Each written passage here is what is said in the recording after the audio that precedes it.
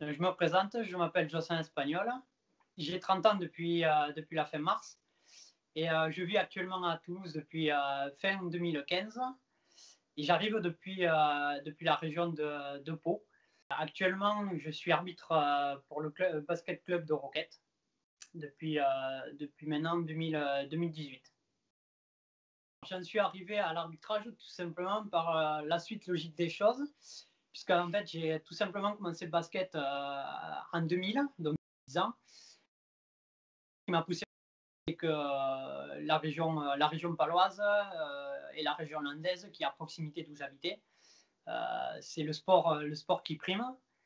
Donc, j'ai pu commencer en tant que joueur, puis après, j'ai fait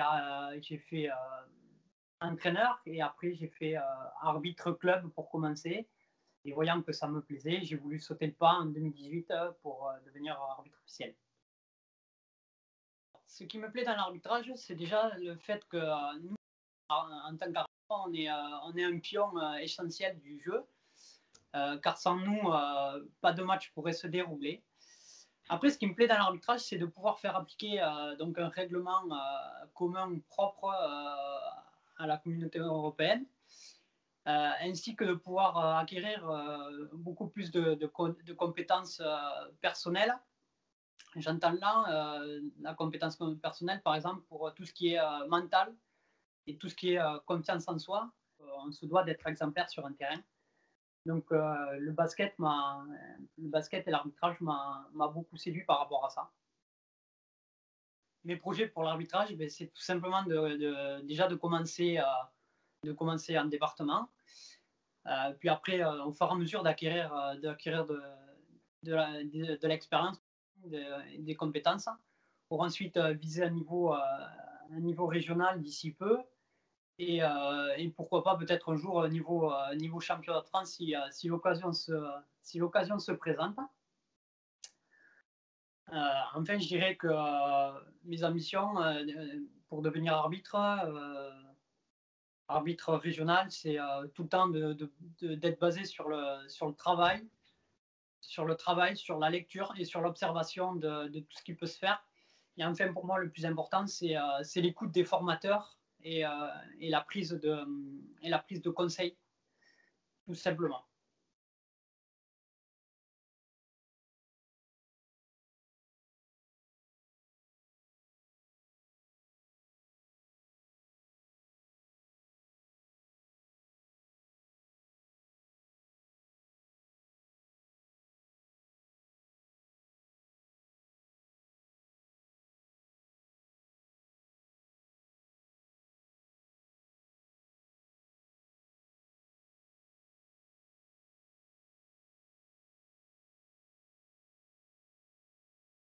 L'erreur la plus commune, je dirais que c'est le manque de communication en début de match avec son homologue collègue, dans le sens où si pas de communication, ça peut se retrouver après par les prises de décision, sur des fautes, sur des coups de sifflet.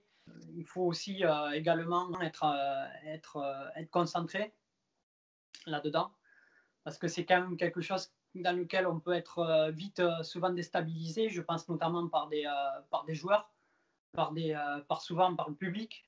Donc il faut avoir quelque chose en soi qui fait que faut vraiment être dur mentalement pour éviter de se faire déstabiliser. Alors je dirais que pour commencer, joueur, c'est mon titre que j'ai pu remporter en 2012, donc le titre de champion départemental d'excellence. En entraîneur, j'ai eu la chance de pouvoir prendre une équipe ici à Roquette, une équipe de U17. On est allé en finale.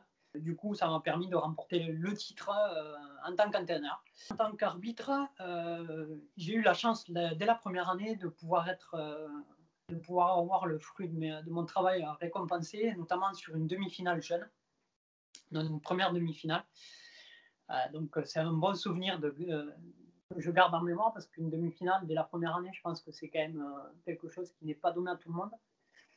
Et enfin, j'ai été désigné pour arbitrer une finale sur Muret. Et hélas, les circonstances ont fait que je n'ai pas pu arbitrer à cause d'une mauvaise blessure que j'ai eue en tant que joueur. Et ça, charge de revanche. Donc, je pense que les souvenirs en tant qu'arbitre, il y en aura d'autres. Il y en aura beaucoup d'autres et beaucoup plus importants que ce que j'ai pu citer.